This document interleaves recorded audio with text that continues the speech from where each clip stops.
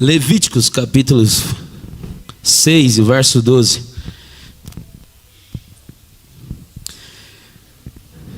O que eu mais gosto de falar no início de um ano é sobre espiritualidade, sobre encontro com Deus.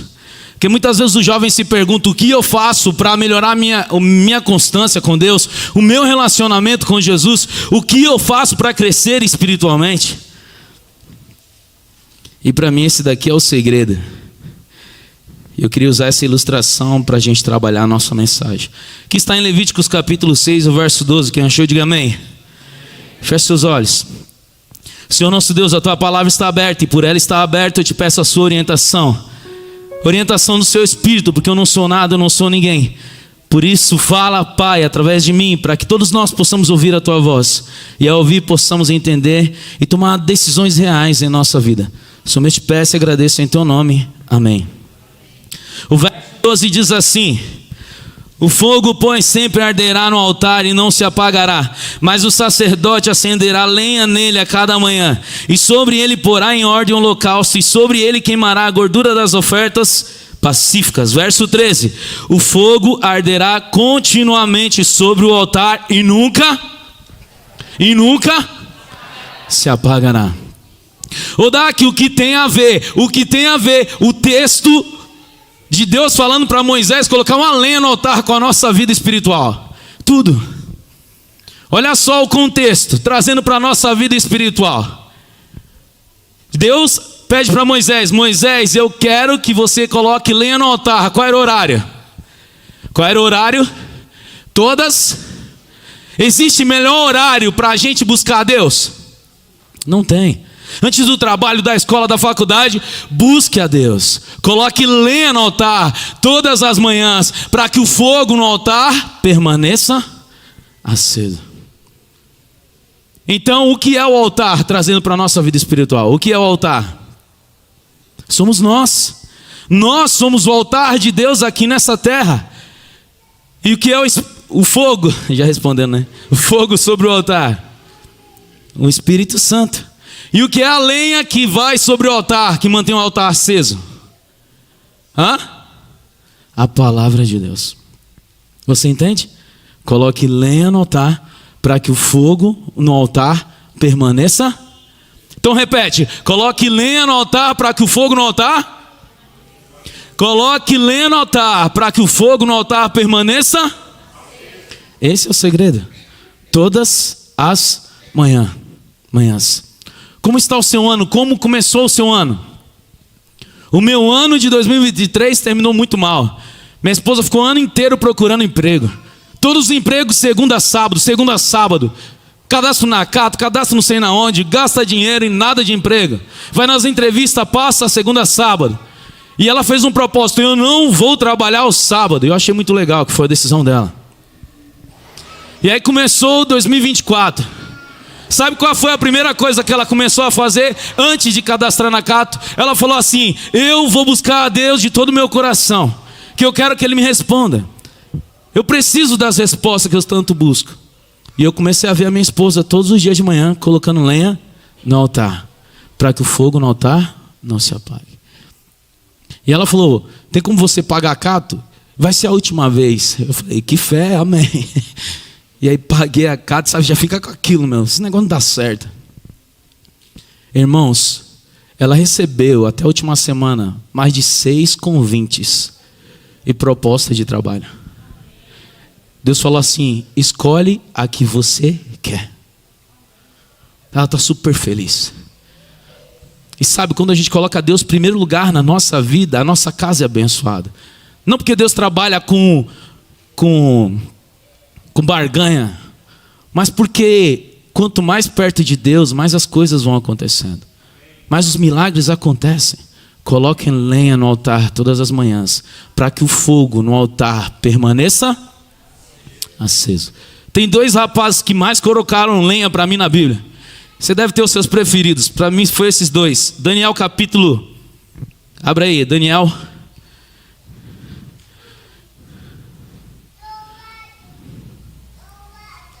capítulo 6.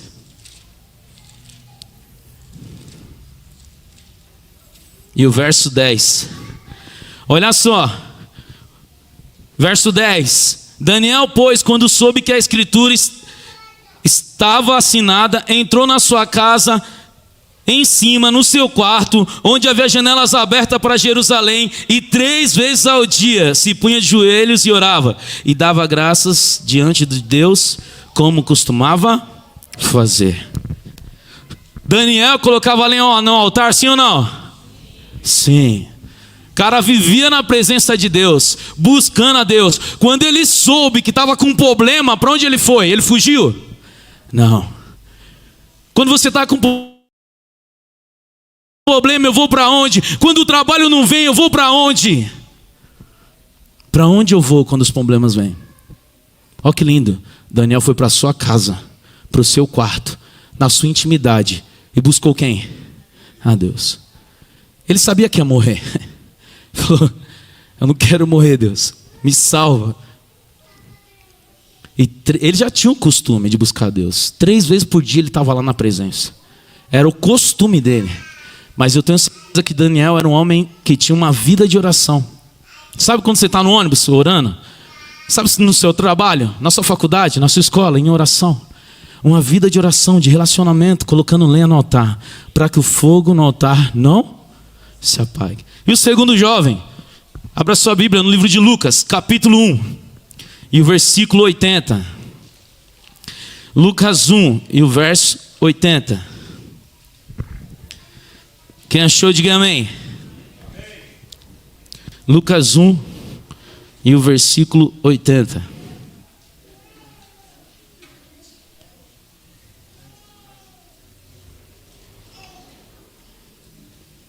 Diz assim: o menino crescia e se fortalecia no espírito e viveu no deserto, até o dia que havia de se manifestar em...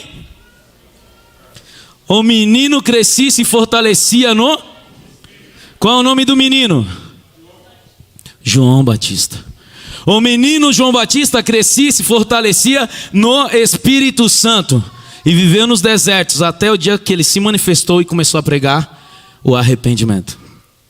Mas olha só, se você ler o capítulo 1 inteiro de Lucas, você vai ver que desde o ventre materno, João Batista era cheio do Espírito Santo. É tanto que quando Isabel se encontra com Maria, mãe de Jesus, no ventre, os 2 meninos, a Bíblia fala, já eram cheios do Espírito Santo. Um seria o precursor e o outro o redentor e salvador do universo. Cheios do Espírito Santo de Deus.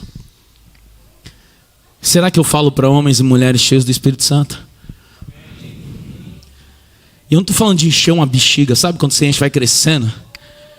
Porque quando nós somos cheios do Espírito Santo, a nossa vida muda. As pessoas veem diferente no nosso falar. Nas nossas ações, a gente se preocupa com as pessoas que estão ao nosso redor. O amor. Você é um jovem, uma mulher cheios do Espírito Santo. Você pode pedir o que você quiser para Deus hoje, nessa tarde, nessa vigília. Você pode falar assim: Deus, me ajuda a arrumar o trabalho como minha esposa estava. Deus, eu quero arrumar a mulher dos sonhos esse ano. Deus, eu quero arrumar o meu marido. Deus, sabe, você quer pedir muitas coisas, eu quero também. Mas Deus, o que mais Ele quer te dar é o Espírito Santo. Porque é o Espírito Santo que vai mudar essa igreja. É o Espírito Santo que vai mudar a nossa casa, vai mudar a minha vida, vai mudar a sua vida, para que nós possamos ser como João Batista, homens, mulheres cheios de Deus e do Espírito Santo. Por isso, coloque lenha no altar todas as manhãs, para que o fogo no altar permaneça. Se você for para Mateus, quando João Batista ele se levanta, o capítulo 3 de Mateus fala que ele se levantou e ele viveu cheio do Espírito Santo. Para quê? Para pregar o evangelho, a mensagem do arrependimento. O tempo é diferente, mas a mensagem continua a mesma. Arrependam-se, porque o reino dos céus está próximo. Essa mensagem é para todos nós nessa tarde. E espere em Deus que se levantem novos João Batistas, modernos, ousados, destemidos, cheios do Espírito Santo, anunciando a esse mundo que Jesus está voltando. Lembre-se, coloque lenha no altar, para que o fogo no altar permaneça. Há uns anos atrás eu soltava pipa na minha laje. Tem algum menino aí que a mãe deixa soltar pipa? Pipa já deu um trabalho, hein? Uma vez eu soltando pipa da minha laje, eu caí da laje, eu fui para UTI e quase morri. Então eu não aconselho ninguém a soltar pipa, porque dá trabalho. Mas eu gostava muito de pipa na minha adolescência. E tinha um garoto, meu vizinho, que soltava pipa comigo. Só que a gente soltava nos campos, tá? Quer soltar pipa? Vai para um lugar que não mate ninguém, porque é complicado. E aí nós estávamos no campo soltando pipa e a gente começou a olhar a natureza, começamos a falar de Deus naquele dia. E ele falou assim: por que você não me fala mais desse Deus aí que você segue? Eu falei: vamos estudar a Bíblia na sua casa? Aí terminamos de soltar a pipa, tomamos banho, fui na casa dele, levei o estudo, peguei a Bíblia. Olha só, soltando pipa é uma oportunidade de falar de Jesus para as pessoas. Eu fui para a casa dele, aí toda semana comecei a dar estudo para ele e para o pai dele. E foi indo, e terminamos os estudos, eles começaram a frequentar a igreja de Campo dos Ferreiras. Começaram a frequentar a igreja comigo. Todos os domingos eles estavam lá, quarta-feira, e eles gostavam de sentar sempre no último banco. E sempre eles estavam lá, sempre buscando a Deus. Só que eu fiz o apelo do batismo. Só que o pai não aceitava a verdade do sábado, porque ele trabalhava no sábado, e estava difícil. E eu falei: Deus tem um tempo certo para tudo na sua vida. Só que Deus está querendo provar sua fé. Conversei com ele, dei conselhos. Só que ele foi se afastando, e o pai se afastando, o filho se afastou também. E o tempo foi passando, aquele menino foi crescendo, e quando eu percebi, ele já estava envolvido com o tráfico, com os bandidos da nossa comunidade. E aí um dia eu estava saindo no meu portão, e estava chegando vários carros da polícia na porta daquele rapaz. Pegaram ele em flagrante, com um monte de mercadoria dentro de casa. E ele pegou mais de 10 anos de cadeia. Está preso nesse momento. Só que eu fiquei perguntando para Deus: Deus, o que eu posso fazer por esse rapaz? Que um dia eu tive a oportunidade de falar do teu amor. Deus, não é justo. Eu fiquei questionando a Deus. Eu queria uma oportunidade de que o seu evangelho fosse pregado para esse rapaz. E eu procurei o pai dele, falei: deixa eu visitar o seu filho com você. Ele falou: não pode entrar ninguém lá, a não ser a família. Eu falei: posso mandar um presente? Ele falou: pode, mas muitos presentes não entram. Eles fazem uma avaliação, até Bíblias não entram por causa da capa da Bíblia. Eu falei: manda arrancar a capa, deixa a Bíblia entrar. Aí ele falou: manda. Eu mandei a Bíblia com a capa, fiz a dedicatória na capa da Bíblia. Eu não sei se a Bíblia tinha chegado, né? Eu mandei a Bíblia e fiquei naquela expectativa. E aí um dia eu cheguei em casa do trabalho, cansado, tomei um banho, encostei na cabeceira, estava bem pensativo assim, sabe? Questionando Deus sobre a vida, sobre as coisas. E naquele dia eu estava pensando em muitos jovens assim. Falei: nossa, quantos jovens estão saindo da igreja? E aí o pai dele bateu no portão. E aí ele me deu uma carta. Era uma folha de almaço, não sei quem lembra aí da folha de almaço, com 3 páginas. É grande ou não é? Toda escrita pelo rapaz. O nome dele Lucas. E eu sentei na cabeceira da cama e comecei a ler a carta. E a carta começava dizendo assim: a paz do Senhor Jesus Cristo esteja com você, meu vizinho Odak. Eu nem continuei lendo a carta naquele momento, eu parei e comecei já a chorar, porque eu já sabia, eu tinha certeza que o Espírito de Deus tinha ido visitar aquele garoto na cadeia. E ele continuou dizendo na carta: Odak, eu já li toda a Bíblia, entrou sem capa, mas eu estou lendo ela, é uma bênção para a minha vida aqui. Aí eu estou compartilhando com os rapazes da minha cela, eles estão estudando a Bíblia comigo. Ah, eu vi que no final tem um estudo bíblico. Obrigado, eu terminei o estudo bíblico. E quando eu sair daqui, eu quero me batizar. E quero ser um novo jovem, para a honra e glória de Deus. Em dezembro agora, ele estava de saidinha. Eu não concordo com a saidinha, porque tem muitos que saem e não voltam. E eu fiquei perguntando: será que esse garoto está mudado mesmo? E aí ele foi na igreja, e ele voltou. Ele falou: eu vou voltar para provar para minha família, para todos os rapazes dessa comunidade, que eu sou um novo homem. E quando eu sair, Odak, eu vou ser diferente. Muitos mudam, irmãos. Então não vamos generalizar. Tem muitos que querem mudar. Tem muitos que estão lutando para mudar. Tem muitos que estão por aí e não querem mudança. Mas o Lucas escolheu mudar. Voltou e ele falou assim: eu já estou trabalhando lá dentro. Eles dão oportunidade de emprego. Estou trabalhando. E mais alguns meses eu vou estar livre dessa sentença. Ele falou: é muito difícil passar 10 anos de uma cadeia. Mas eu encontrei Jesus naquele local. E Jesus tem falado comigo todos os dias da minha vida. Coloque lenha no altar, para que o fogo no altar não se apague. Não se esqueça, o que mais Deus quer te dar nesse tempo, nessa geração, É o Espírito Santo. Porque é através do Espírito Santo que nós vamos impactar esse mundo e anunciar a esse mesmo mundo que Jesus está voltando. Eu vou cantar uma canção.